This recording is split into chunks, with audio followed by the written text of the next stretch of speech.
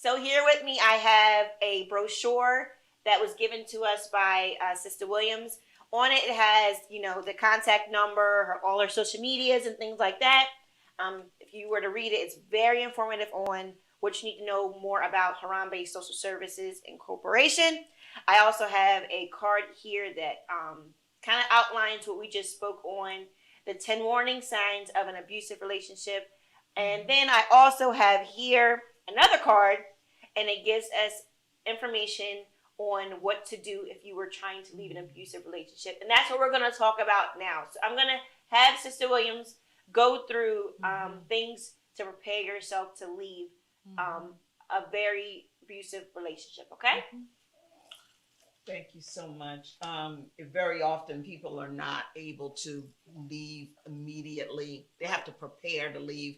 I really liken it to escaping. Yes. But we try to help them prepare to leave by telling them on this card, here's some things you can do to get prepared. Inform somebody that you trust. Yes. So don't just steal away. If there's one person that you can trust to let them know, I'm going to be doing this and when I'm going to be doing, what's your plan? So they know where you are. Yes. Okay. Keep an emergency bag packed in a place somewhere where it's safe with either family or friends, a home, or someplace at work. You might be safe. Trunk of your car. Sometimes trunk of your car is not safe because your trunk of the car might be searched every day. Right. So that may not be safe, but find the place that's safe for you. If you're able, have an officer escort you out of your home. Right. So if you think it's going to be dangerous and once you say I'm leaving, then you're going to be physically forced to stay, then call the police. So on that situation, do you feel as if there's ever a best time to go, like daytime or nighttime, or that's a great question. Who to have? You think it's more important to have the police or someone there that can help them, or more, better than a family member? What do you suggest? I think more? It's going to be different for everyone. What we call this is a safety plan. Okay. One of the things that we do when a victim calls us, we try to develop a safety plan. And if they're saying they're going to stay in the situation, we plan around that. If they're saying they're going to leave, we plan around how to leave safely. So the whole idea is that you're able to leave safely because you're at more risk when you are trying to leave or right after you leave. Right. So for some people, daytime is good because the person is at work. Okay. Some other people, nighttime might be better, or the weekend might be better. So whenever they're going to have the most amount of time where they can exit the house and get as many belongings as they can safely. Does Harambee have steps that are taken for a victim who is trying to leave for the after effect, so that they're not being able to be followed or be found, or you say they're leaving with children? Do you guys have something that you guys do for that as well, or just contact that you guys have?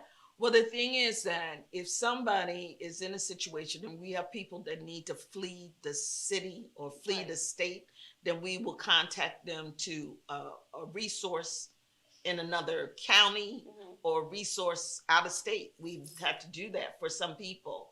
And then we also have a program where people literally have to be in an address confidentiality situation. Wow. So that their address is not known, it's not published at all. Right. So that's a whole program, and that's almost a show. Yes. I could talk about that, address confidentiality, because it's in essence almost like being in witness protection. It is. You said it was the most vulnerable stage when you're getting ready to leave or when they leave. Exactly. Because that's when, the person is more angry because that person left them. Absolutely. And if you have a published number, and of course we are in a tech stage now where you can pretty much find anything. You can Google somebody's house and go see the picture and go right to it. Right. So if they have your address or ways to find your address, then that can become very dangerous. So address confidentiality is one of those things. So all these steps good for someone who's leaving with kids as well?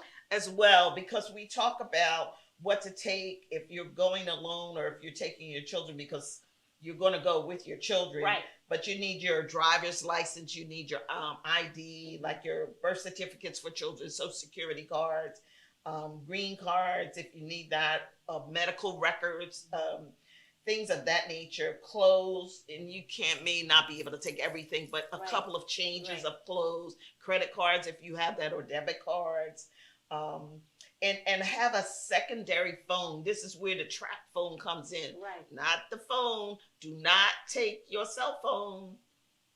Your cell phone can be tracked. Right. So you need a different phone. Okay. So that you can communicate and not be followed, because your phone can be traced. Yeah. And then, and again, any kind of court custody papers, lease agreements, and things of that nature, you want to take with you as well, because you will need them. Custody is a very interesting thing, because most people believe, well, I'm the mother. Right. They're going with me. Yeah. But technically, if you leave and go from Sicklerville to Philadelphia, right, you just took your child out of state without permission of the other parent. Even if you're in an abusive relationship. Illegal. Wow. Cannot do. Wow. So that is reason right there for them to come and confiscate the child temporarily and then make a decision about who should have custody. So it gets very complicated, and these are things that I learned that from working in DV. I never knew that. I would think that if you're taking your child out of a dangerous situation, that the government or DIFAS would understand. He has a right to know where his child is. So therefore, it's just, you need permission.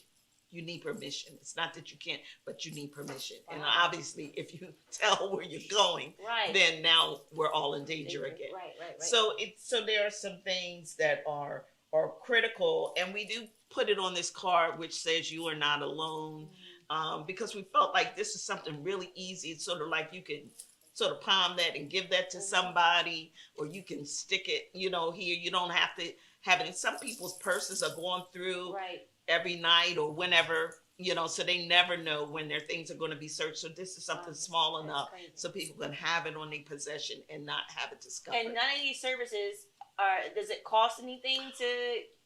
Very good point. Our services are totally free. Okay. Because we are funded through the state of New Jersey, through the Department of Children and Family Services. So we have been blessed in that way for the last 2 years to have that funding, and that allows us to create these. That's definitely things. A blessing. So I think that would be one of the biggest. Do I have to pay for getting help, or how does this work?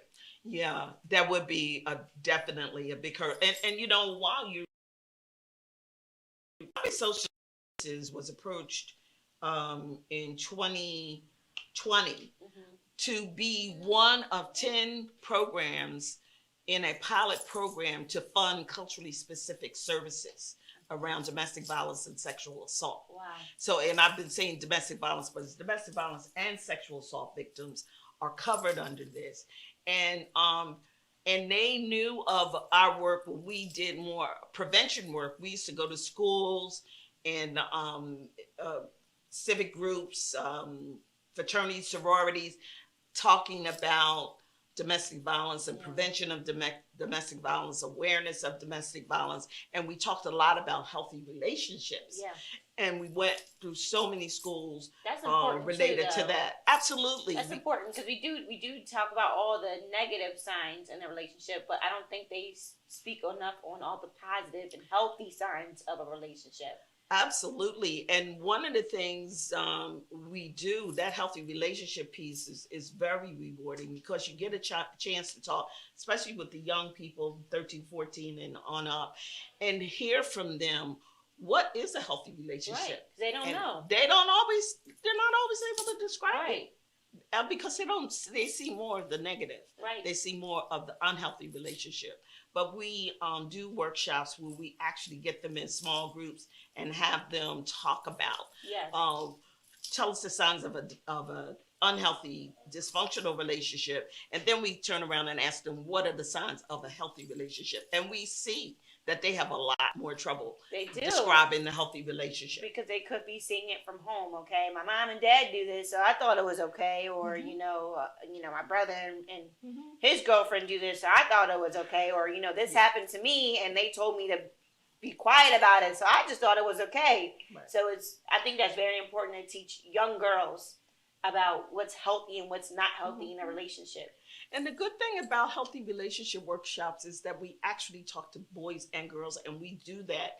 We do separate things, but we do a lot of it together as well. Because I think it's very important that young men are retrained, because our society has given them so much bad information about what it means to be a man in a relationship and how to treat your partner. Right. And I think so much has to start with a friendship, and what's it like to be in a friendship. You should be respected, and the partner should be respected. So that's what you bring to a relationship. You start that way.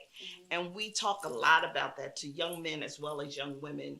And there's so much confusing information about what it means to be a man and be a woman in a relationship, and just man and woman, period. It's very confusing. A man needs to be aggressive and dominant, and this is what it's going to be, and this is what it's not going to be. A woman needs to be submissive. That's what we're taught, but it's not you don't go into details about what being submissive is, or what being authoritative is in a relationship. It's boundaries, as well as being able to connect with your partner and understanding what is okay with them and what's not okay with them. Right. It's all about negotiation and talking and communicating and having healthy communication, rather than where somebody's afraid to express themselves because there may be some kind of consequence, negative consequence to that.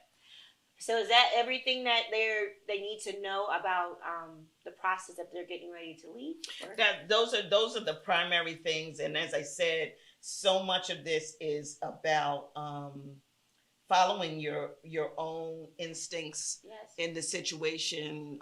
We've had, as I said, people who are preparing to leave. They have the best plan, and they, the person's supposed to be away, but follow your instincts. If you're thinking, I think he noticed this, or I think she noticed that, maybe today's not the day. Right. So abort and then go another day with safety, because we have had stories, unfortunately, sad stories of folks who are in the process of leaving and someone came back. Yeah. They came back sooner than they were expecting, and then it was, a bad situation. So you have to really know your situation and follow it as best you can. Yeah. Well, thank you so much for being here with us this morning. We appreciate everything that you've given us, all the information. It's very, very insightful. And I hope that we can help somebody who's going through a situation, and that it reaches you, and that you know that, like we mentioned before, you're not alone. There's people out there that you can contact, like Miss Rose Williams here, and God bless. Thank you so much.